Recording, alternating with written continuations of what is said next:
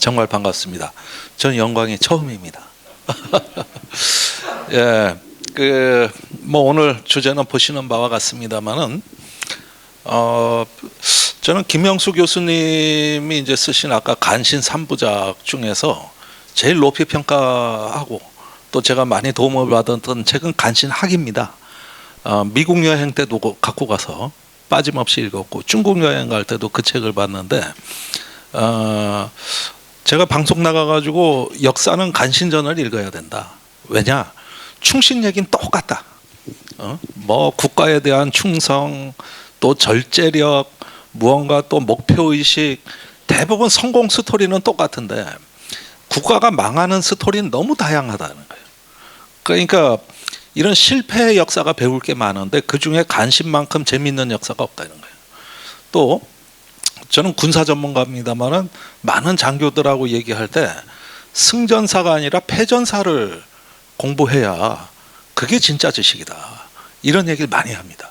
전쟁에 이길 때 뭐 나폴레옹, 이순신 뭐 보면 스토리가 비슷해요. 뭐 목표의식, 전략의 어떤 명확성, 부대원들의 단결. 근데 지는 이유는 다양하거든요.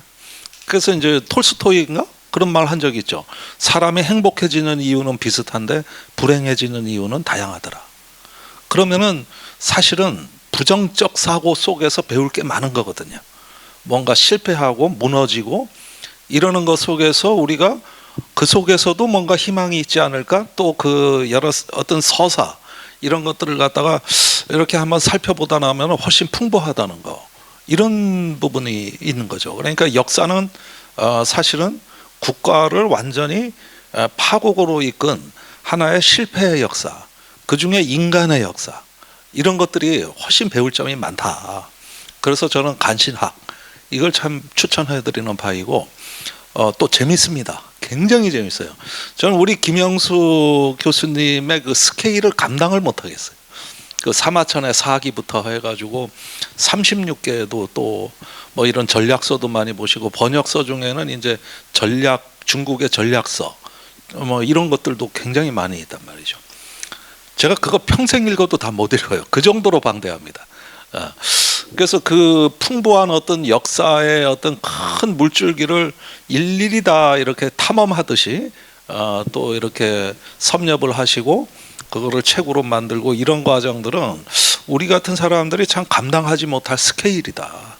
그런 점에서 제가 굉장히 김 교수님의 어떤 학문 세계, 정신 세계, 그 다음에 역사 의식, 이런 부분에 아주 강렬한 인상을 받았거든요. 근데 영광에서 아주 잘 지내고 계시네요. 다 여러분들 덕인 것 같습니다.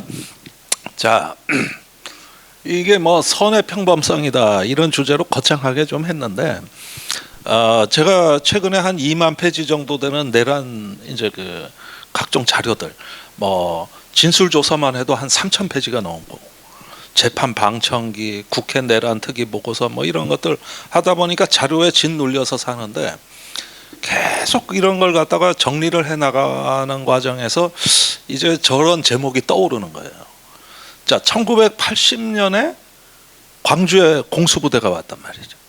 그때 왔던 부대가 어딥니까? 7공수, 3공수, 9공수 일부가 왔죠. 네. 그런데 이번에 계엄 때는 어디가 왔죠? 1공수, 3공수, 9공수가 국회에 왔죠. 부대는 비슷하죠. 그 다음에 수도방위 사령부가 왔죠. 여기도 쿠데타 세력이었죠. 12.12 때. 그러니까 똑같은 부대들이 나온 거예요. 그런데 1980년에 특전사 공수부대는 쉽게 말하면은 한나 아렌트가 말한 악의 평범성의 어떤 교과서적인 사례라고 할 수가 있죠. 그 개개인은 다 선한 사람들이에요. 그러나 집단으로 됐을 때 거대한 재앙, 어떤 그 상상할 수 없는 악을 봤단 말이죠. 그런데 한나 아렌트는 나치를 분석하면서 너무나 평범한 사람이 그렇게 반인류적, 인도적 범죄를 하는 악인이 될 수 있다, 이걸 일컬어 악의 평범성이라고 했단 말이에요. 그게 80년에 있었다는 거예요. 그런데 이번에 똑같은 부대가 왔는데 전혀 다르거든요. 그러니까 그 사연들을 하나씩 지금부터 풀어나가다 보면은 왜 다른가. 그래서 이제 그 80년의 악의 평범성이 어떻게 2024년에는 선한 평범성, 선의 평범성으로 바뀌었냐는 거죠. 그런데 이 선의 평범성이라는 것은 여러 학자들이 연구를 했습니다마는 우리가 왜 나치 치하에서 유대인을 숨겨주는 독일인들이 있었단 말이죠. 또 유대인들 탈출을 도와주고 이런 어떤 목숨을 건 행위를 한 선한 사람들이 무슨 대단한 영웅이 아니고 무슨 정치의식이 뛰어난 것도 아니고 지극히 평범한 사람들이라. 지극히 평범한 사람들. 그래서 선의 평범성이라는 건데 지금부터 이제 그 얘기를 조금씩 해볼까 합니다. 뭐 한 발표는 1시간 이내로 하고 가급적이면 또 대화식으로 할 수 있도록. 이게 그런데 책을 쓰면서 했던 거기 때문에 조금 약간 정리가 어렵습니다. 이 문구가 제가 생각해도 좀 그래요. 지역 강연으로 이게 맞나 싶긴 한데 어쨌든지 간에 뭐 한번 해보죠. 이게 아까 제가 말씀드린 어떤 그 내용의 세 번째 질문인 거거든요. 동일한 부대가 관여했음에도 왜 실패했는가? 이 질문을 이제 하다 보면은 우선 왜 일어났는가부터 시작해서 어떻게 일어났는가, 그리고 왜 실패했는가 이렇게 가야 되겠죠. 근데 이번에 이 12.3 쿠데타가 그 80년에 5.1 7.1 그 전국으로 비상계엄을 확대한 거나 또는 그 전에 1979년에 그 12.12 사태와는 상당히 성격이 다릅니다. 그 시대만 하더라도 압도적 물리력을 동원한 일종의 아날로그 쿠데타예요. 근데 제가 이 자료들을 쭉 분석하면서 보니까 이게 시대가 다르다는 거예요. 똑같은 계엄이라 하더라도 굉장히 양상이 다르게 나타나는데 그걸 갖다 인지전, 법률전, 이념전의 양상으로 이게 나타났다. 경량화된 친위 쿠데타다. 그 다음에 시민들의 비폭력 저항이 있었고 선의 평범성에 의해 좌절됐다.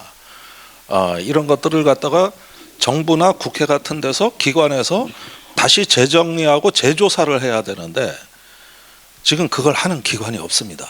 이게 지금 큰 문제입니다. 그러니까 그 내란종식이라고 우리가 흔히 정치권에서 얘기할 때는 법원의 판결을 얘기하는 것 같아요. 특검이 수사를 해서 내란 가담자들을 찾아내서 처벌을 하면 그게 내란종식이다. 이렇게 자꾸 생각을 하면서 정부는 특검에다 모든 걸 맡겨버리는 듯한 느낌이 들거든요.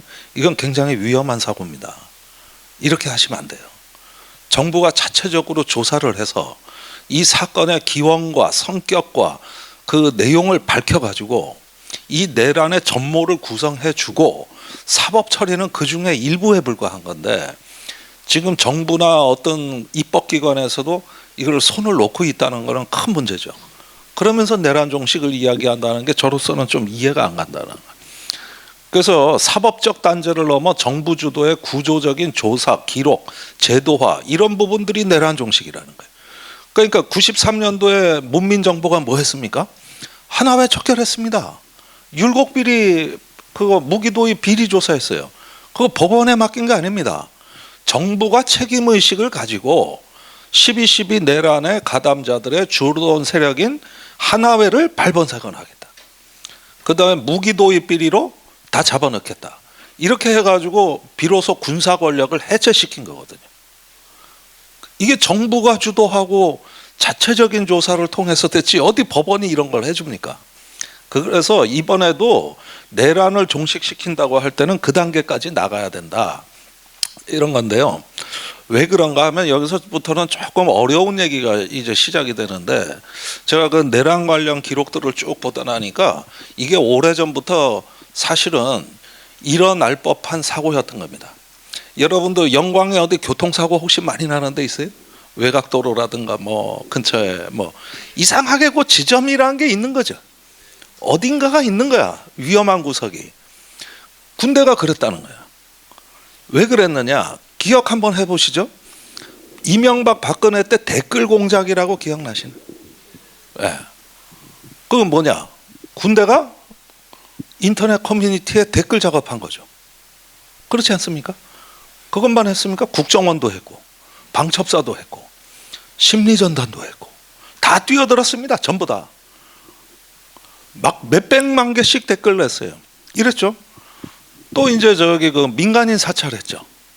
세월호 민간인 사찰 어디서 했습니까? 기무사가요. 또 불온문서 단속한 거 기억나십니까? 군대에서. 그게 최강욱 의원하고 아주 대표적으로 관계에 있죠. 최강욱 의원이 헌법소원했던 거. 군내 불온서적 하니까 교보문고에서 군대 가기 전에 읽어보자. 국방부지정 불온문서. 이러니까 책이 어마어마하게 팔리는 그 사태 혹시 기억나시나? 이때부터 내란은 시작된 거예요. 이때부터. 그게 말하자면 4세대 전쟁론이라고, 이게 굉장히 어려운 얘기인데 윌리엄 린드라는 전쟁학자가 있어요.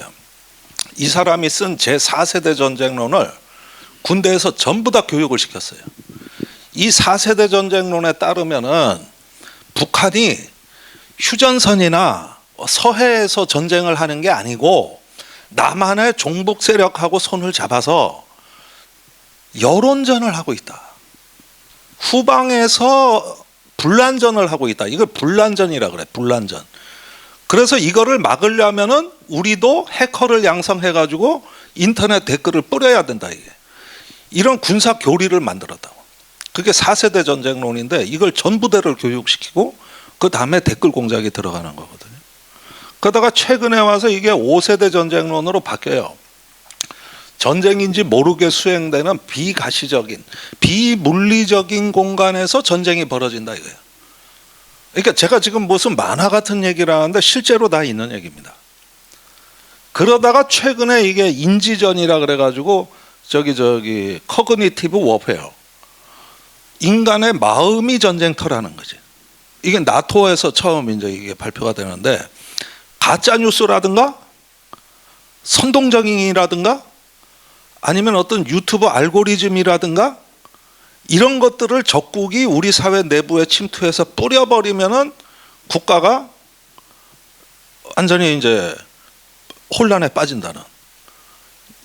이게 이제 인지전인데 이게 12.3 내란의 기본 사상입니다. 그 잘 이해가 안 가는 부분인데 실제로 내란 당시에 그 방첩사령부라든가 이런 정보기관 같은 경우면은 이런 커그니티브 워페어, 인간의 마음이 전쟁터다. 그러니까 여러분들이 이제 여기에서 말하자면은 어떤 정치 의식이 형성이 되면은 뭔가 상징이 있을 거야. 예컨대 이재명 대통령, 조국 대표 이런 어떤 그 상징이 있고 그 지지를 형성하게 되면은 그 사람을 조져야 되는 거죠. 이재명, 조국 조져야 되는 거야. 이걸 어떤 방식으로? 알고리즘으로. 이게 하나의 군대의 전쟁의 개념 자체가 이제는 물리적인 공간이 아니라고 보는 사상인데 이런 인지전 개념으로 창설된 실제 군부대가 있습니다. 그게 사이버 사령부입니다. 그게 국군 심리전단이에요. 그 다음에 국군 방첩사령부가 있어요. 그러니까 최근에 이 군사 교리가 이 부분도 이제 계속 이걸 언론에 분석해서 글을 쓴 사람도 저밖에 없는 것 같은데 군에서 최근에 교육하는 내용들을 보면 여러분도 이제 자녀들 군대 보내면은 그 이념 교육이란 거 합니다. 정신 교육이란 거 해요. 그 자체도 전투라고 보는 거죠. 그 자체도. 그러면서 하나의 어떤 국가에서 선거 조작이라든가 가짜 뉴스 이런 여론 조작으로 해서 정부를 흔들어 놓는다. 이걸 의도적으로 교육을 시킨다는 거고 실제 그런 인식에 빠집니다. 대표적인 사례를 보면은 2016년에 미국 대통령 선거가 있었어요. 그때 러시아 정보기관이 개입하죠.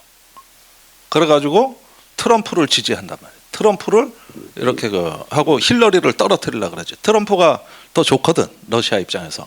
그걸 러시아의 그 국가정보국이 했단 말이죠. 어떤 방식으로 했느냐? 페이스북, 또 트위터 이런 데다가 이제 계속 뿌려대는 거죠. 이 방식으로 이걸 인터넷 트롤링이라 그래. 인터넷 트롤링. 댓글 공작하고 막 이러는 거.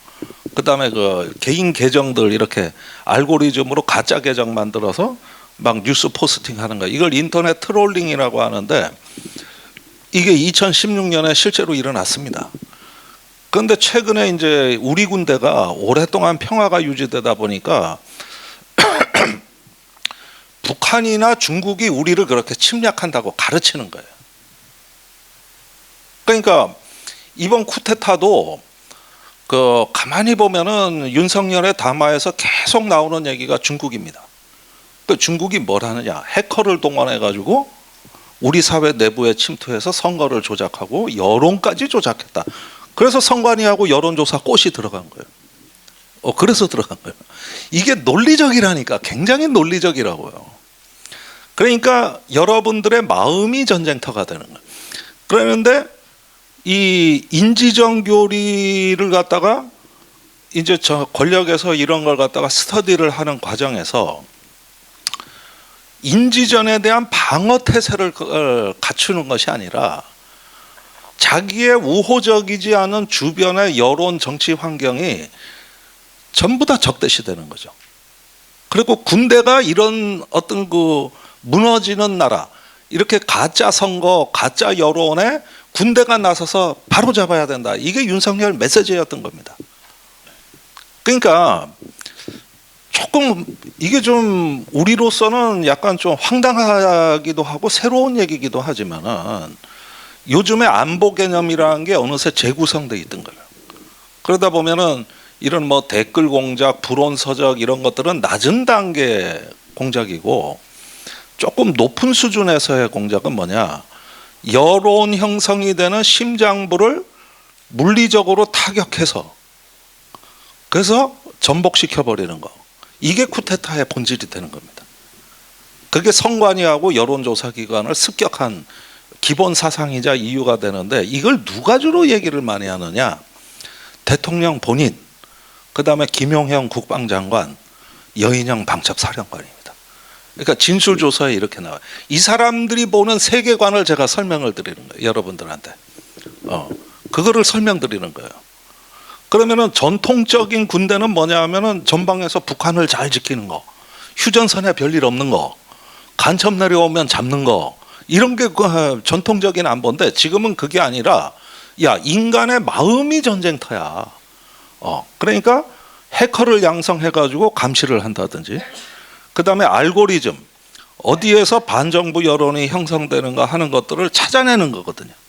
그러면 저 같은 유튜버도 무사할 수가 없죠. 예. 예. 그러니까 굉장히 어려운 얘기인데 우리가 사는 세상이 바뀐 걸 아셔야 돼요. 이제는 정보화 시대를 넘어서 지능화 시대로 진입을 했다고. 우리가 살고 생활하고 일하고 경쟁하고 싸우는 방식이 문명사적으로 바뀌고 있거든요. 그래서 인간의 마음, 인간의 어떤 그 의식 자체를 먼저 점령해서 알고리즘을 우리한테 유리하게 확보하는 게 전쟁의 본질이라 이거예요. 그러다 보니까 이게 상당히 이상하게 일어납니다. 이 쿠데타가. 그래서 이게 제가 그 이전부터 쭉 이게 진화되던 사고방식이란 거 이명박 박근혜 정부 얘기했고요. 야전공까지 이 교육이 확산됐다는 거.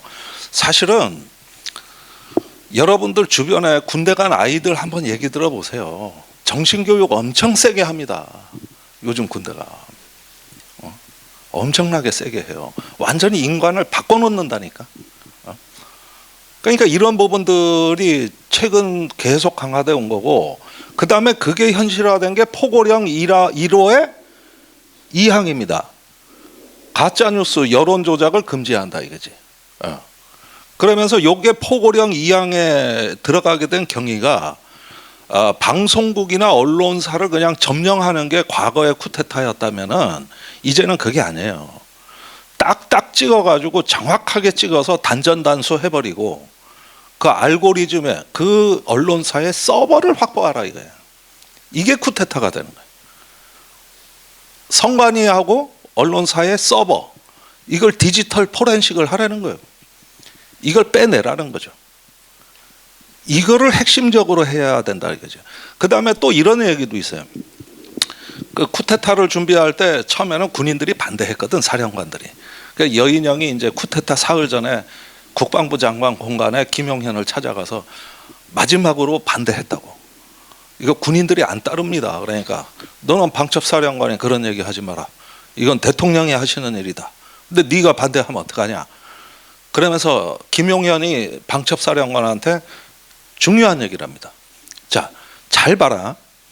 지금 이걸 갖다가 계엄을 선포하면 국민 여론 반대한다는 거 다 안다.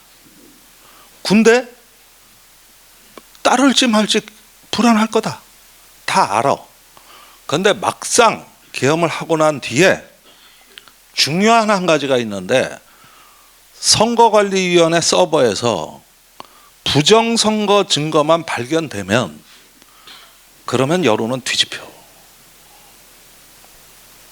그걸 찾아내는 거야. 그러니까 계엄을 해놓고 선관위 서버를 디지털 포렌식을 해서 거기서 이 선관위 데이터가 오염됐다는 증거 하나만 찾아내면 게임 끝나는 거라니까. 이렇게 설명을 해요. 그럼 국민 여론은 바뀐다. 이걸 설득을 해, 사령관들한테.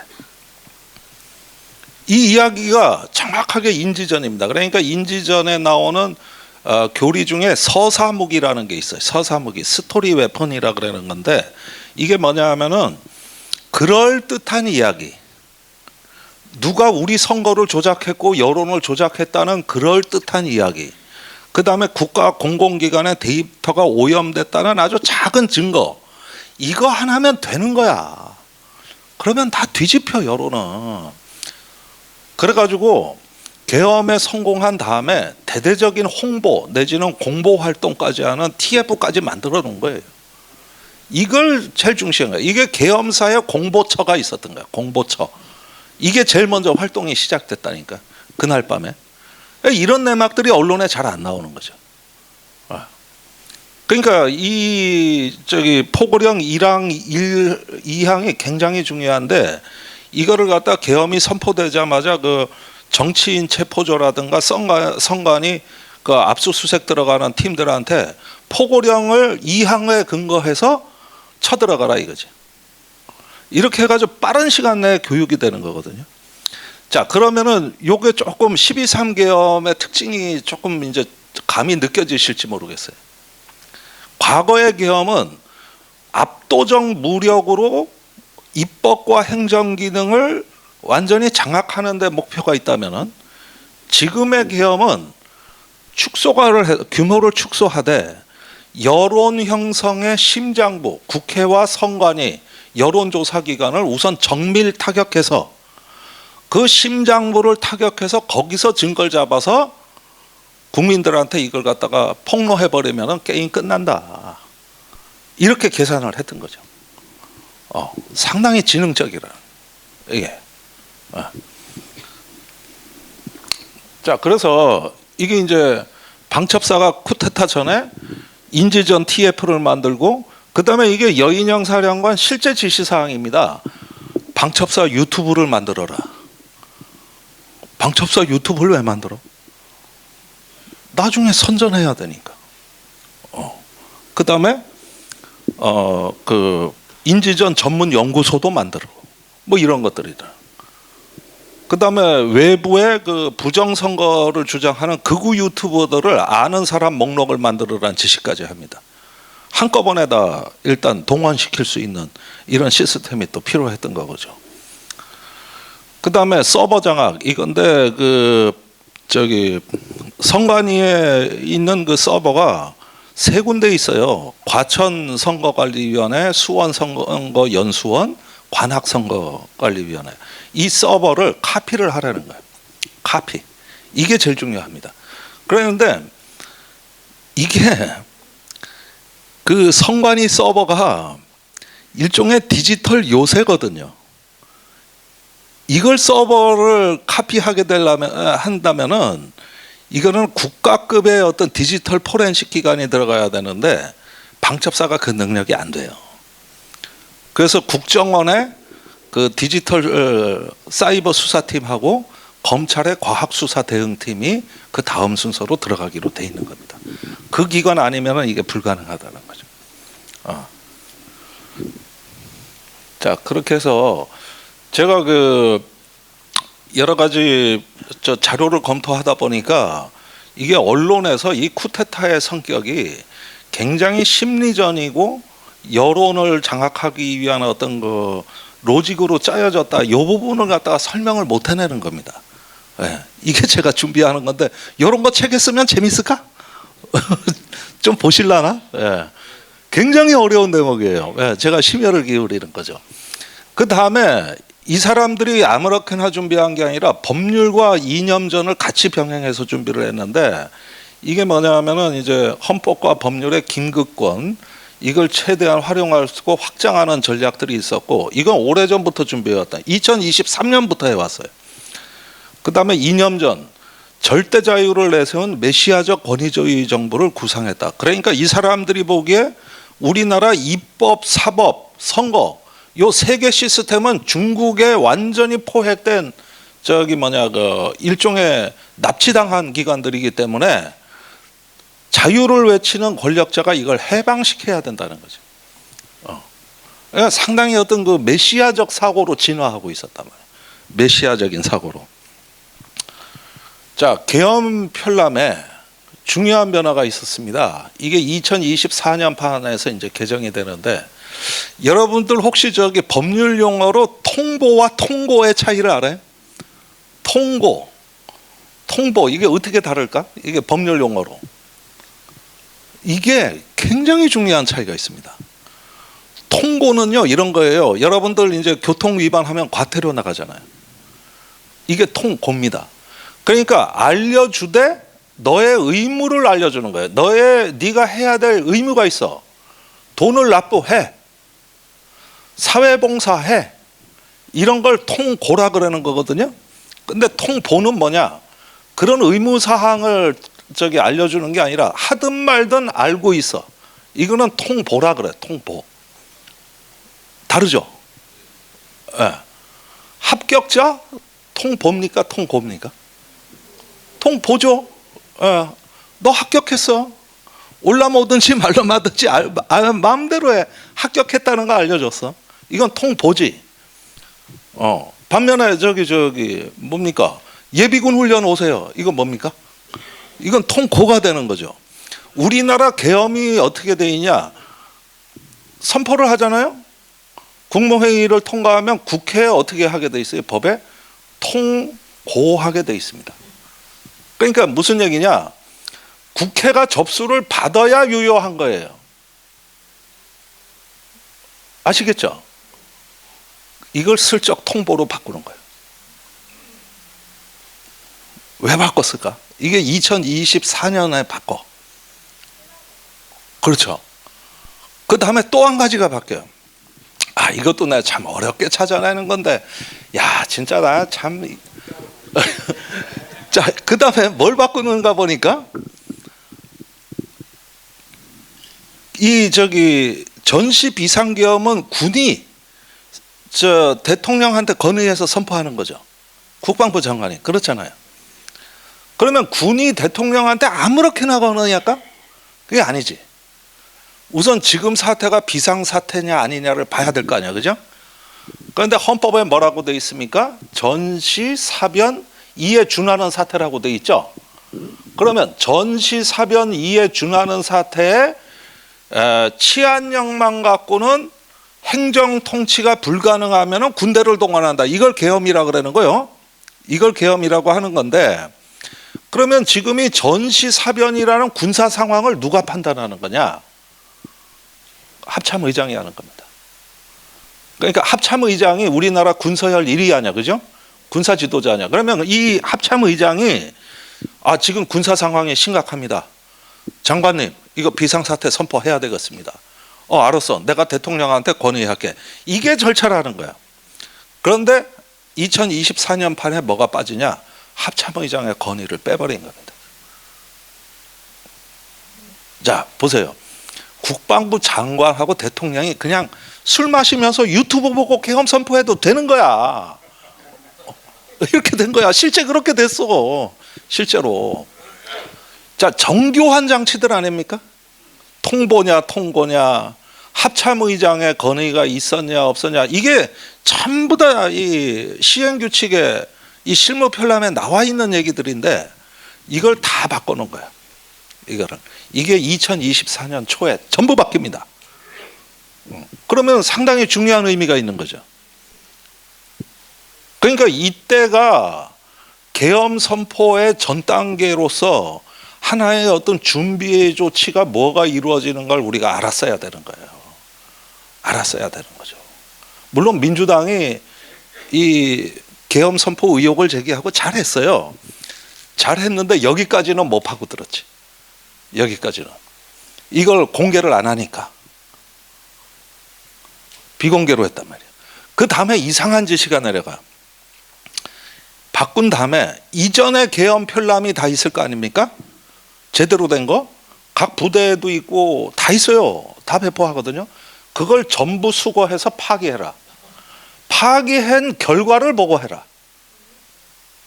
흔적을 남기지 마라. 싹 없애라. 그다음에 새로 깔려준 이걸로 다시 공부해. 이게 언제 됐느냐? 2024년 초에 된 거지.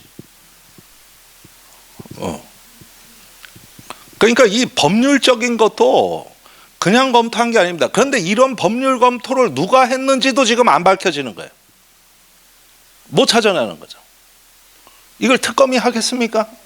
특검이? 자, 이런 거죠. 이런 거.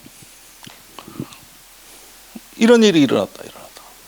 결국은 이제 그 비상계엄이 있을 때 정부의 재량권, 그 중에서도 군 내부에서조차도 논의가 못되게 막아놓은, 이게 이제 중대한 변화가 있었기 때문에 나름대로는 법률적 준비를 해놓은 겁니다. 아시겠죠? 그 다음에 또 한 가지 중요한 게 체포조입니다. 그 줄줄이 체포하면은 계엄 사범들이 검거가 될 거 아니에요. 그럼 어디다 수용을 해야 될 거 아닙니까?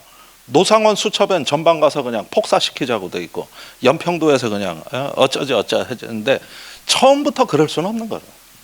어딘가에 수용시설이 있어야 되는 거죠. 그게 수도방위 사령부 벙커가 된 거죠. 자, 이렇게 가는 거죠. 그러다 보니까 제가 지금까지 말씀드린 이런 특징에 맞춰가지고 이번 계엄은 과거 우리가 40년 전에 봤던 계엄과는 달리 굉장히 소형화되어 있습니다. 핵심 시설만 타격한다. 국회, 언론, 선관위, 여론조사기관, 여기를 정밀하게 타격한다. 그래가지고 이번에 출동한 부대들 보면은 어떤 그 부대의 본진이 안 갔어요. 기동 타격대가 다 간 거예요. 수방사의 특수임무수행대, 30분 내 출동부대. 이거 군대 다들 다녀오셨지만 5분 대기조 아시나? 예. 30분 대기조도 있는데. 예. 이런 부대들이 출동한 거예요. 그러니까 많지가 않지, 숫자가. 그래서 경찰을 한 3,000명 동원해서 깔아놓고 이 국회로 보내는 건 기동 타격대를 보낸 거거든요. 특전사에는 그 부대가 어디냐? 707 특임대입니다. 707 특임대는 특수부대 내에서도 우리나라 최정예 유일한 국가급 테러기관이에요. 대테러기관. 여기를 출동시킨 거죠. 그러니까 소형화됐다. 우선 병력수의 사이즈를 줄인다. 이렇게 해서 박근혜 때 왜 계엄 문건이 있잖아요. 그거는 각 시도별로 계엄군을 전부 투입하는 계획이에요. 광주에는 몇 공수가 오냐? 7공수. 전북 익산에 있죠.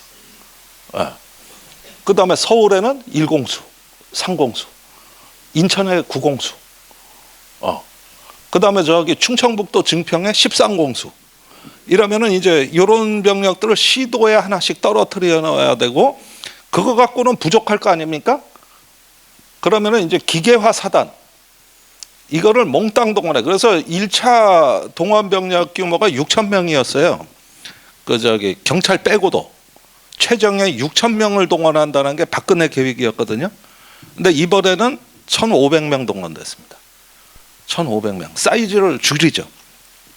정밀하게 간다.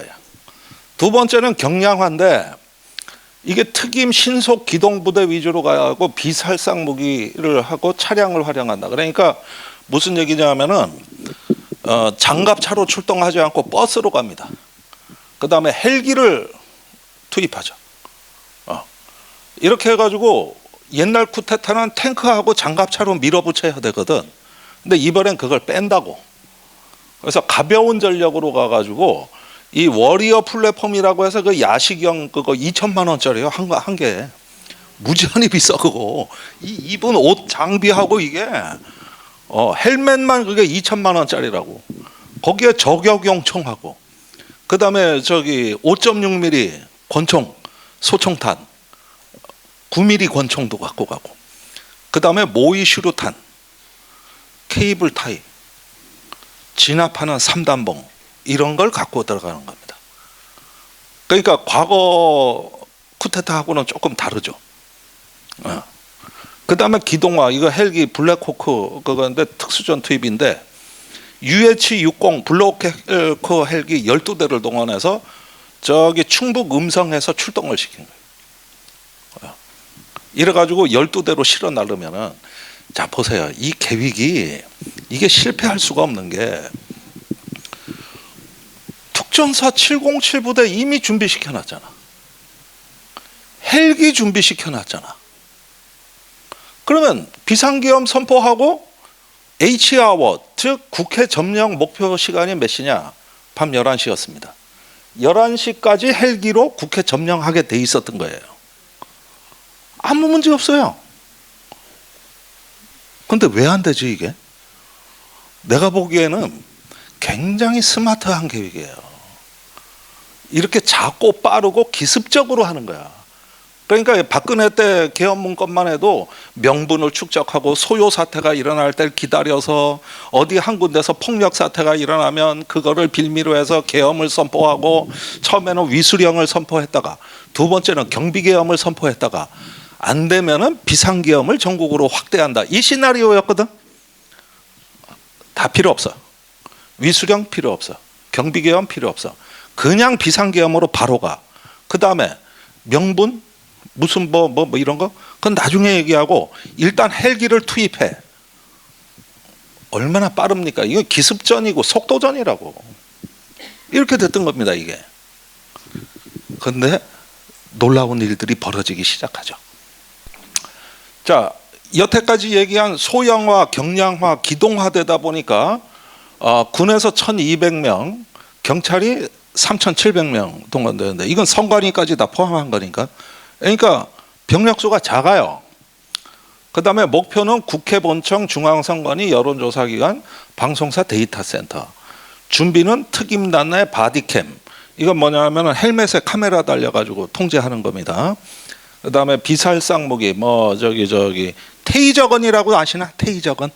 그게 그 질소 압력으로 확 가면은 살에 꽂히죠. 여기서 전류가 딱 통하면은 여러분들 마비되는 거예요. 그래가지고 딱 2개의 코드가 와서 살에 딱 박히면은 찌리리 하면서 넘어지는 거 있어. 이거 테이저건이라 그러는 거거든. 자, 이거 준비했다. 이거는 살상 무기는 아니에요. 빌살상 무기 이거 준비했고 흑복, 그 다음에 서버, 디지털 포렌식 장비 이런 거 준비하고, 자 그러니까 무슨 얘기냐면은 쿠데타는 쿠데타인데 제가 보니까 굉장히 첨단화되고 기동화되고 소형화돼 있다. 그러면은 제 상식으로는 그래요. 성공 가능성이 더 높아요. 그렇죠. 성공 가능성이. 자, 그런데 넘어갈까요? 이제 이상한 일들이 일어나는 거죠. 여기서부터 이제 오늘 본 주제 선의 평범성이 나타나는 건데, 물론 이 지휘 체계라든가 장비 편성이라든가 이런 거 보면은 확실히 전문성이 떨어집니다. 그게 뭐냐면은 극소수만 알고 일반 참모들이 준비를 못하니까 군데군데서 허점이 계속 일어나요. 예를 들면 그 헬기가 제때 못 왔단 말이에요. 아까 말씀드렸듯이 그거 아침부터 준비시켜 놓은 헬기거든. 근데 밤에 왜 11시에 못 오냐고. 11시에 어디 있는지 압니까? 서울 시내 못 들어오고 이천 IC 그 용인 상공에서 계속 빙빙 돌았다니까. 여기서 시간을 40분 이상 까먹었어요. 왜 그랬을까? 그러니까 서울의 R75라는 비행금지 구역에 들어오려면 사전 허가를 받아야 되는데 이걸 깜빡한 거지. 그런데 이거 허가권자가 어디냐면 수방사요. 수방사인데 여기서 그 작전처장이 이번에 훈장 받은 김문상 대령이에요. 이 사람한테 연락이 온 거야. 지금 특전사 헬기 가고 있다. 공역 열어줘라. 만약에 안 열어주면 어떻게 되느냐. 그리고 뚫고 들어오면 63빌딩 옥상에 대공포가 있어. 그게 저기 벌컨포도 있고 그 지대공 미사일이 있거든. 거기에 군부대가 서울 시내 고층 빌딩엔 다 있다고 보면 돼. 거기에 병사들이 근무를 하거든요. 저격병들이. 걔들은요 그 옥상에서 한 층만 내려가도 타령이에요. 거기만 있어야 돼 얘들은. 한 층만 내려가도 타령이야. 허가 없이 내려가도. 63빌딩 밑에 내려가면 근사하잖아. 한 층만 내려가면 못 가. 이 진지를 지켜야 돼. 근데 뚫고 들어오면 걔들이 쏘게 돼 있어. 격추하게 돼 있다고. 그러니까 못 들어오고 빙빙 도는데 이거 허가권자가 수방사 작전처장 김문상 대령인데 내가 이 사람이 흥미로운 인물이라는 거예요. 허가를 안 해줘. 3번을 빠꾸 시켰어요. 그러니까 특전사령관이 난리가 났을 거 아니에요. 근데 이 사람이 중령 때 육군본부의 정작부에 근무를 했단 말이에요. 정보작전부에. 근데 그때 국회에서 5.18 특조위가 출범했어. 거기에 육군 대표로 간 거예요. 그때 쟁점이 뭐예요? 헬기 사격 여부예요. 금남로에서. 이거 규명하다가 시간 다 갔어. 그러니까 계엄 때 헬기에 대해서 트라우마가 있는 사람이에요. 이 사람이 그 사람이에요. 근데 자기 보고 허가해달라고 그러는데 승인 안 된 비행을 하게 해달라고? 그 다음에 계엄이라고? 나 못해. 이래가지고 버텨버린 겁니다. 이게 헬기 문제의 심각성을 알아도 제대로 아는 임자한테 걸린 거야. 같은 시간대에 수방사령관은 국회가 있었어. 그러니까 자기가 지휘통제실, 상황실을 통제하다가 막아버린 거죠. 그래서 헬기가 못 들어와. 같은 시간대에 국방부가 난리가 난 거야. 헬기가 안 들어가네. 그 시스템으로 다 보이거든. H자로 이렇게 떠 있는 게 지도상에. 그러니까 안 되겠다. 저기 일일이 행정 절차 밟을 여유가 없으니까 그 왜 방공 여단장 그 63빌딩 옥상에서 포스논에 있다 그랬잖아요. 그 지휘관한테 전화를 한 거야. 합참회하고 국방부 계엄사에서 야야야 헬기 그냥 집어넣을 테니까 쏘지 마. 이거 승인 받았냐 아니냐 묻지 마. 이렇게 하려고 부대장한테 전화를 했거든. 부대장 이 새끼가 전화를 안 받아. 그래서 같은 시간대 요 대령이 뭘 하고 있는가 내가 추적을 해보니까 양재역에서 고등학교 동창들하고 술 마시고 있었어. 훌륭한 장교 아닙니까? 계엄 선포된 걸 모르는 거야. 그러다가 화장실 가려고 가다 보니까 뭐가 울리게 보니까 부재중 14통화가 와 있었대. 그 14통 중에 한 통화는 장관 전화더래. 그래서 내일 나 죽었다. 너 어디 있었어? 술 마시고 있었는데요. 전화 왜 안 받아? 이거 완전히 잘릴 얘기야라고. 그런데 장관 전화도 안 받아. 이러니까 헬기가 또 못 들어와. 이래 가지고 실제 몇 시에 들어왔냐면 11시 47분에 국회 운동장에 1호기가 내립니다. 그 사이에 국회의원들이 들어온 거예요. 훌륭한 장교들 아닙니까? 박수 한번 쳐주세요. 훌륭한 장교들. 거기에다가 이 사람한테 충성하지 않는다. 이 대대장은 일공수 1대 대장 김형기 중령입니다. 나의 영웅. 자, 아까 707을 헬기 타고 넣었다 그랬죠. 최정예 부대인데 49명이 내렸는데 유튜버하고 기자들하고 당직자들이 잡아 끌었어. 근데 무력하게 끌려 나간 거야. 15명만 국회 본청 안으로 들어와. 그 국민의힘 정책위 의장실 이렇게 유리로 깨고 15명이 들어왔는데 어디가 어딘지 몰라. 그 다음에 화분 깨질까봐 이렇게 옆으로 밀고 조심조심 넘어가잖아. 아, 왜 이렇게 착하냐고. 그까지 화분 깨지는 게 문제야 지금. 유리창 깨고 들어가다 야 화분 깨져 임마. 그러니까 아 예 조심조심. 들어와 보니까 여기가 어딘지 어떻게 알아. 그래서 2층으로 이제 본회의장 쪽으로 가다 나니까 소화기가 터진 겁니다. 그래서 쫙 뿌리니까 소화기 맞아. 야 안 되겠다 후퇴해. 가만히 있자. 센터로 가려면 어디로 가야 되지? 일단 올라가 보자. 4층으로 가니까 거기서 보좌관들이 또 기다리고 있다. 소화기에 또 맞아. 이래가지고 선글라스 깨지고 저기 무슨 무전기 뺏기고 찰과상에 아주 패잔병이 된 거예요. 그 얘들이 작전을 못하니까 안 되겠다. 야 특전사 1대대가 들어가라. 이래가지고 약 40명이 들어갑니다. 출동할 땐 129명이었어요. 그런데 시민들이 담에서 잡아 끄니까 3분의 1밖에 못 들어갔어. 그 들어가가지고 어이씨 어떡하냐 이거. 그러다가 막 여단장이 전화 가서 문 부시고 들어가 막 그냥 뭐 하니까 본회의장 앞에까지 온 거야. 요 문만 열면은 대한민국 민주주의 끝나는 거야. 여기서 요 의자 거리밖에 안 돼. 여기까지 온 거야. 여기까지. 그랬는데 대대장이 그 명령을 받은 거예요. 문 부시고 들어가서 끌어내. 그런데 이 대대장이 순간적으로 이제 딜레마에 빠진 거죠. 이 명령을 부대원들한테 전달을 안 합니다. 오히려 거꾸로 물러서 하지 마.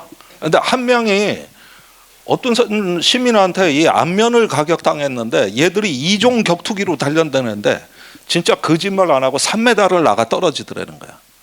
그리고 고개를 딱 돌리는데 자기 부하한테 보니까 이미 눈동자가 돌아가 있더래. 한마디 하면 얘는 뚫는다니까. 그런데 가서 하지 마 이랬죠. 그래가지고 뒤로 물려요. 후퇴가 시작된 거지. 위에서는 찍어 누르는데. 근데 이게 대대장이 전화를 받는데 저기 여단장님 지금 시민들이 맞고 있고요. 이게 지금 너무 숫자가 많고요. 그러니까 그래도 뚫어 임마 들어가 이러는데 한 명이 이 방탄복 사이에 손을 쑥 집어넣었더니 여길 세게 꼬집더래. 그래가지고 그런데요 지금 너무 많은데요 이러다가 저기 대장이 이러는 거야. 그러니까 이거 꼬집히고 이미 소화기 다 뒤집어 쓰고. 그런데 물러나. 그런데 얘가 대한민국 민주주의를 마지막으로 구한 거예요. 그 저기 검사가 조사할 때 뭐라 그랬냐. 조사 끝나고 이 김형기 대대장한테 고맙습니다. 당신이 그때 명령 한마디였으면 끝났다. 자 그런데 1대대 49명이 들어가는데 못 뚫거든. 그러니까 1공수 여단장이 안 되겠어. 2대대가 들어가 해가지고 이번에 120명을 집어넣었어. 1대대가 들어간 그 루트로. 그런데 1대대가 빠지고 있고 2대대가 들어오고 있는데 국회 본회의장의 그 유리문으로 들어오는 입구 쪽에 엉켜버린 겁니다. 그런데 2대대는 이미 명령을 받은 상태야. 본회의장으로 들어가서 끌어내라. 그거를 1대대가 막아서게 된 거죠. 엉켜버리면서. 그 이 장교가 이번에 훈장을 받은 거예요. 제가 이걸 구성해내는데 국회의원들도 이렇게 설명 못한다니까. 못한다니까.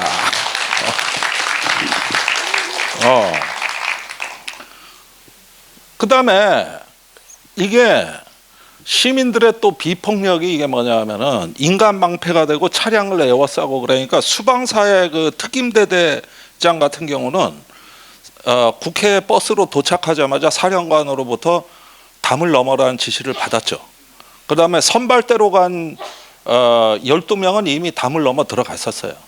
그런데 후속 증원부대로 간 건데 버스 안에 있거든요.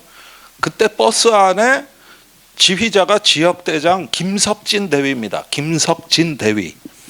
사령관은 내려서 걸어가지고 국회 담을 넘어가라. 근데 딱 보니까 시민들이 있단 말이에요. 내리면 폭력 사태야. 그래서 사령관 명령을 거부하고 버스에서 안 내립니다. 어떻게 지시하느냐. 야 커튼으로 창문 가려. 시동 꺼. 버스 문 잠궈. 전부 조용해.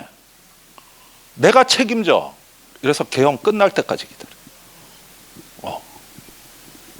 아니 그런데 이 사람들이 뭐 저기 시민들의 포위당했다 그러지만 그 건장한 청년들이 힘이 없어서 갇혔겠어? 거기에다 실탄까지 갖고 있었는데 공포탄 몇 방 쏘면서 강행 돌파라 그래. 이걸 갖다가 군대 특수작전에서 이 군중 사이를 뚫고 가는 걸 강행 돌파라 그러는데 가능합니다. 안 한 거예요. 안 한 겁니다. 그 다음에 나는 제일 그 인상적인 게 방첩사의 그 센터장들인데, 자, 성관이 4군데 갔잖아요. 여론조사국까지 4군데 갔죠. 그런데 의왕으로 가던 이제 수원으로 가던 팀은 의왕 휴게소에서 멈췄고, 그리고 이상해요. 휴게소에서 그냥 차 안에서 있으면 돼. 꼭 편의점에 가서 음식료 라면을 사 먹고 영수증을 끊고 그 다음에 CCTV가 있는가 보고 그 앞에 가서 찍혀. 이게 법 전문가하고 수사 전문가니까 가능한 거야. 증거를 남기자. 나는 안 갔다. 여의도로 간 팀도 편의점으로 들어갔고, 과천으로 간 팀도 그 우리 집 앞이에요. 선바위역에 거기 그 GS 편의점 있거든. 거기 들어가 가지고 일부러 또 개인별로 카드 계산을 하게. 전부 너도 여기 있었고 나도 여기 있었고. 그다음에 저기 사장님 CCTV 있어요? 그러니까 저 있는데요. 야 우리 저 밑에 가 있어. 증거를 남긴다. 우린 안 간다. 여론조사 꽃으로 간 팀이 있어요. 이미 정보사 팀이 와서 27명이 와 있었는데 그 다음에 방첩사가 그리로 가는데 방첩사가 과천에 있어요. 우면산 터널로 해서 이제 저 고속터미널을 지나서 한남대교를 건너면은 충정로가 있는데 거기가 이제 저 여론조사 꽃이란 말이에요. 그런데 가다 보니까 센터장이 부대원들하고 출동을 했는데, 야 이거 가면 안 될 것 같은데 어디 갈까요? 전 부대원들 팀장들 지금부터 내 얘기 잘 들어라. 우리는 한강을 넘지 않는다. 그래서 상징적 경계선을 그어. 그럼 어떻게 할까요? 제3의 장소 가서 대기해야지. 한강만 넘지 마. 그러니까 그럼 저기 강남 성모병원 거기가 터미널 부근에 있으니 글로 가시죠. 그래 가자. 그런데 가는데 이렇게 팻말 써놓은 거 보니까 주차비가 30분에 5,000원이네. 야 이 자식아 너무 비싸잖아. 차 돌려 이 자식아. 이래가지고 주차비 비싸다고 또 거기서 쫓겨나와. 그래가지고 1시간을 헤매가지고 잠수교 남단에 가서 대기해가지고 개헌 끝날 때까지 거기 있다. 주차비가 비싸서.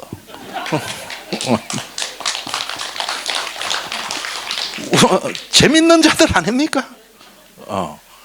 그래서 누구는 주차비가 민주주의를 구했다나? 그런가?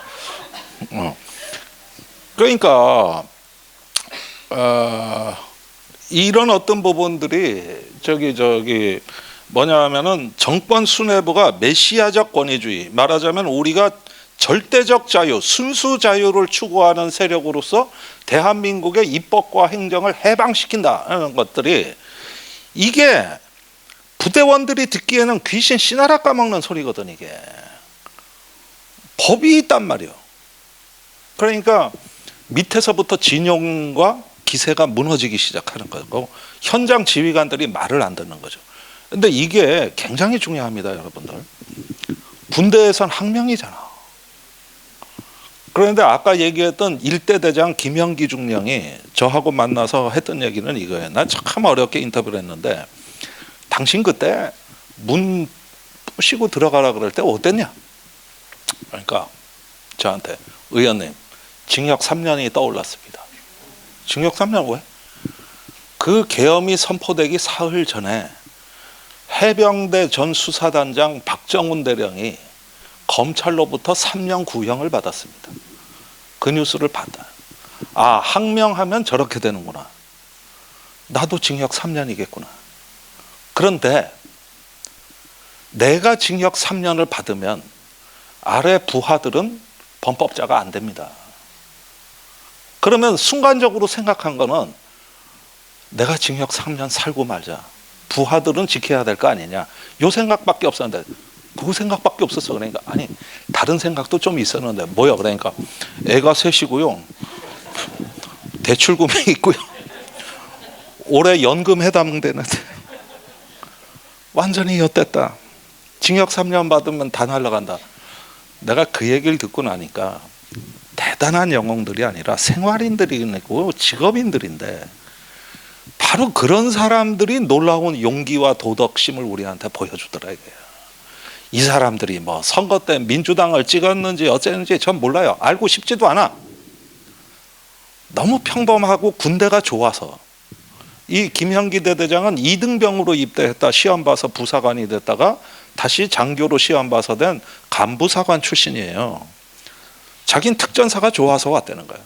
서로 도와서 인간 공동체를 만들어서 무언가 성과를 낸다는 게 나한테는 너무 좋았고 보람이 있었다. 그런데 이 부하들을 범법자로 만들으라는 명령 아니냐. 의심하고 사유했던 겁니다. 이런 게 평범한 사람들이 하는 겁니다. 대단한 건 사람들이 하는 게 아니에요. 이게 제가 말씀드리는 선의 평범성이라는 거예요. 악의 평범성도 있지만은 이런 선의 평범성이 있는 거고 그것이 현장에서 시민들과 선의 공동체까지 만드는 우리가 이 민주주의 역사에서는 상상 속에서 나올 법한 정말 엄청난 기적이 일어나기 시작을 했다는 거예요. 그리고 이런 기적이 일어나는 데는 그동안 사회가 서울에 보면 영화가 나오고 한강에 소년이 온다가 나오고 사회적으로 우리 모두가 같이 만들어 나간 도덕과 규범, 상식의 세계에 이들도 그 영향권 안에 있었기 때문에 이제는 상관의 명령이 아니라 더 높은 차원의 보편적 명령에 복종하기 시작했다. 그 다음에 느림으로써 헌법을 지켰다. 일부러 지연을 시킨다. 일부러 지연. 한강 성심병원에 왜 들어가냐고. 옆에 큰 길 놔두고. 야간 주차비는 더 비싸. 모르는 거지. 모르는 거죠. 네. 그 다음에 5.18 때 내가 조사위원이었는데 내가 대령으로 진급해서 금남로의 그 헬기 사건을 조사한 내가 헬기 공역을 서가해줘? 나 못해. 나 못해. 딴 데 가서 알아봐. 세 번을 그냥 저항해버려. 그다음 네 번째는 열어줬어요. 그건 계엄사령관의 직접 명령이 내려온 겁니다. 그래서 열어준 겁니다. 자, 그래서 이게 보니까 이런 수천 수만 가지 이야기들이 있지만은 어쨌든지 간에 이 선의 공동체가 있고 나서 계엄이 해제됐어요. 1시 3분에 국회가 계엄 해제 결의안을 통과시켰죠. 그리고 1시 48분부터 계엄군이 국회에서 철수했거든요. 그래서 2시쯤에는 없었어요. 계엄군이. 근데 진짜 중요한 사건은 2시 13분에 일어납니다. 특전사가 국회에서 다 철수했는데 2시 13분에 김용현 국방장관으로부터 곽종근 특수사령관한테 전화가 옵니다. 지금 국회에서 철수하는 병력을 다시 모아서 선관위로 가라. 이 이야기는 국회는 포기하는 한이 있더라도 선관위는 포기 못한다. 제가 아까 말씀드렸죠. 인지전, 알고리즘, 서버가 애시당초 목적이었다. 국회를 포기하는 한이 있어도 선관위 서버만큼은 확보해라. 이 지시가 다시 내려오는 거다. 이것 때문에 계엄 해제를 못하는 거예요. 이건 언론에 안 나오다, 이 얘기는. 그러니까 그때 특수전 사령관이 대답을 하죠. 장관님 죄송합니다. 더 이상은 출동 못합니다. 이미 작전 실패하고 나오고 있는데 또 출동하라 그러면 어떡하십니까? 그러니까 아무 말 없이 김용현이 전화를 끊더라. 그리고 10분인가 20분 뒤에 대통령실 입장이 나왔던 거예요. 계엄 해제하겠다. 그러니까 마지막 순간까지도 선관위는 어떻게든 잡으려고 하나. 이게 왜 그러냐? 아까 말씀드린 인지전, 애시당초 이게 목표였던 거지. 부정선거 오염된 데이터 하나 찾아내.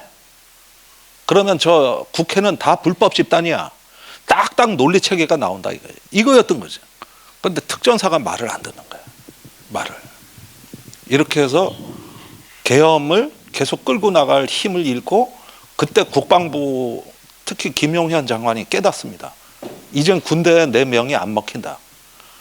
특히 국회에서 병력이 철수한 거는 본인이 명령을 안 내렸는데도 알아서 철수하니까 그때 합참에 있는 장교, 요거는 내가 아직 확인이 안 된 얘기지만 그때 김용현은 공포에 질렸다는 거예요.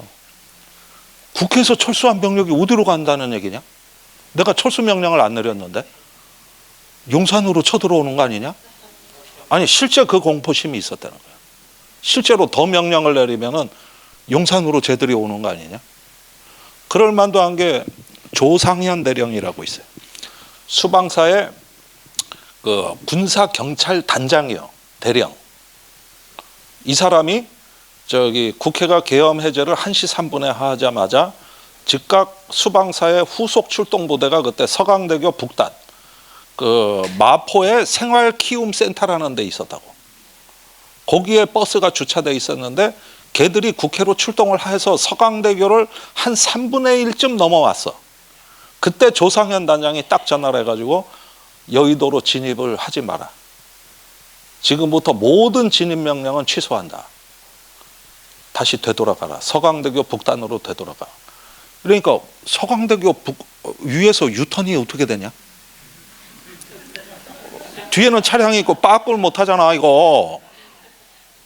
그때 엄항섭 중령이라고 그 지휘관이 있었어요. 아니 여기서 어떻게 되돌아갑니까? 다리 위에서. 돌아가라고 이 자식아. 여기 오지 말라니까. 그러니까 아우씨 이러다가 경찰한테 무전을 쳐서 경찰이 교통통제해서 유턴을 해. 그 다음에 군사경찰단장이 밑에 있던 부대, 니들도 서강대교 다 넘어가. 이래가지고 국회에 있던 부대를 보내니까 유턴하던 부대를 국회에 있던 부대가 후미를 따라잡아가지고 싹 절수해버려요. 이때가 김용현의 지휘체계가 붕괴된 거예요. 김용현 입장에서는 내 명이 안 통하네. 어떻게 되는 거야? 두려움이죠. 이거는 반혁명, 일종의 항명군이 돼버렸다니까. 여러분들은 그럴 때 그 공포심이랄까 멘탈이 한번 짐작을 해보라니까. 내가 국방장관이야. 안 통해. 그때 윤석열이가 그 전에 1시 30분에 합참 지통실에 왔어요. 장관, 합참의장, 계엄사령관 앉혀놓고 울고락 하면서 30분을 들들 볶으면서 그러길래 내가 병력 더 투입하라고 그랬을 때 뭐 했어 이씨. 2차 3차 계엄하면 되니까 계속 하던 대로 해. 밀어붙여 이러는데 김용현이 답변을 못하는 거야. 김용현이 중간에 끼어버린 거야. 대통령과 이 계엄군 사이에서 이제 존재감 없는 장관이 된 거지. 그러다가 이제 계엄이 실패로 돌아가고 12월 5일부터는요. 곽종군 특전사령관이 이제 그 다음 날 12월 6일 날 김병주 TV에 인터뷰를 했잖아요. 그리고 국회 가서 양심선언 했죠. 그게 12월 9일입니다. 근데 이 낌새를 알았어.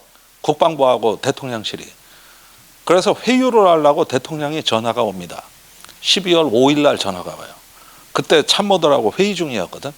근데 딱 보니까 대통령이라고 찍혀 있네. 비화폰에. 그러니까 야 어떻게 하면 좋겠냐. 그러니까 밑에 부하들이 받지 마십시오.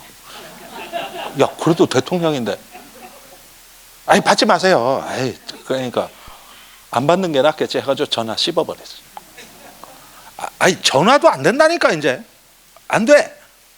그리고 다음날 양심선언. 이렇게 된 겁니다. 자, 이 이야기를 들어보시니까 어때요? 1979년에 또 1980년에 우리가 봤던 군대의 악의 평범성과 생활인으로서, 직업인으로서 내가 현장에 가 있을 때 그때 그 느끼는 딜레마에서 더 큰 명령, 상관의 명령이 아니라 더 큰 보편적인 명령에 더 높은 수준의 도덕 명령에 스스로 예속되고 복종해 들어가는 우리 평범한 군인들에게 박수 한번 좀.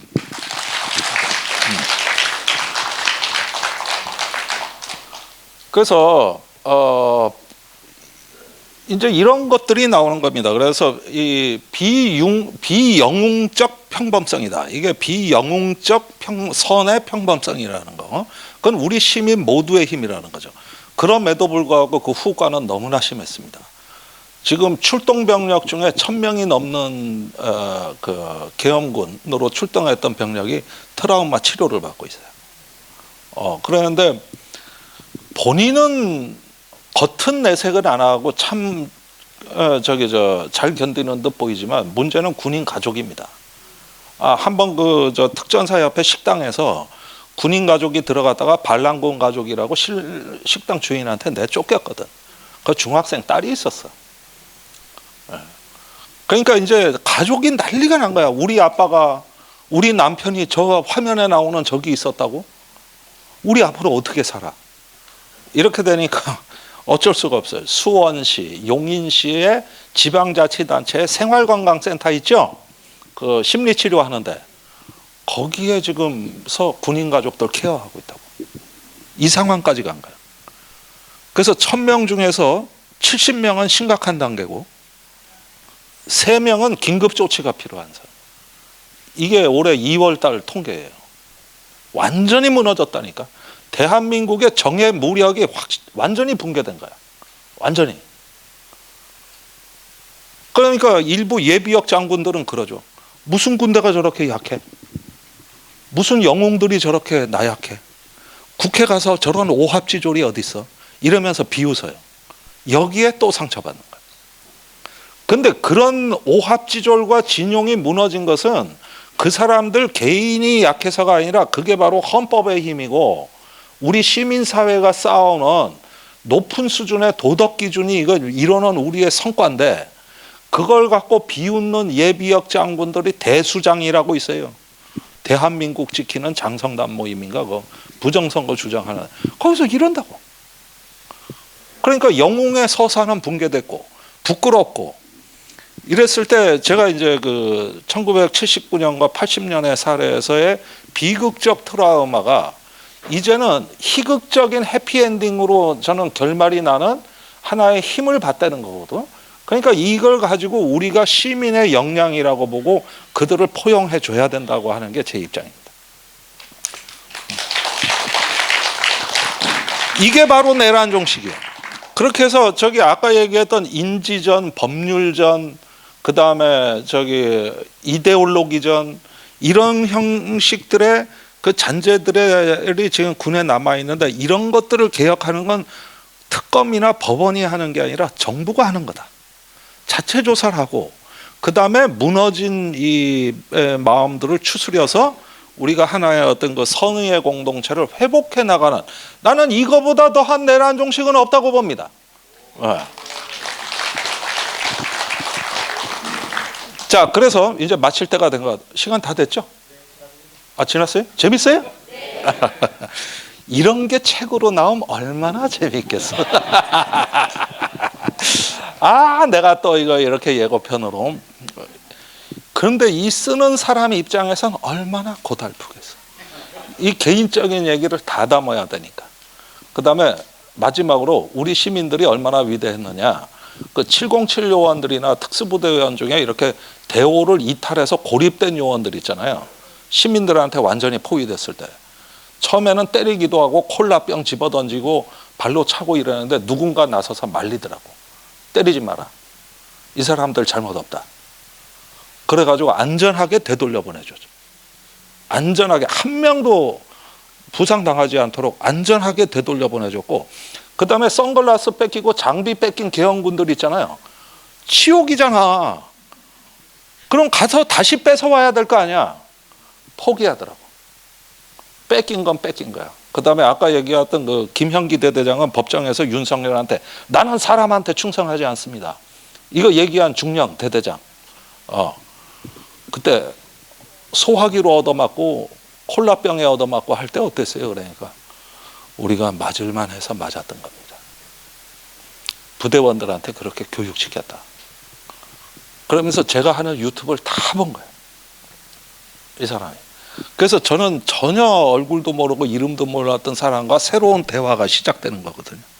이분들하고의 대화를 하는 거죠.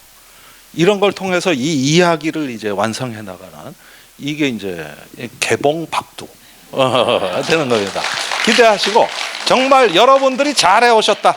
여러분들이 너무 훌륭하시다는 말씀드립니다. 감사합니다.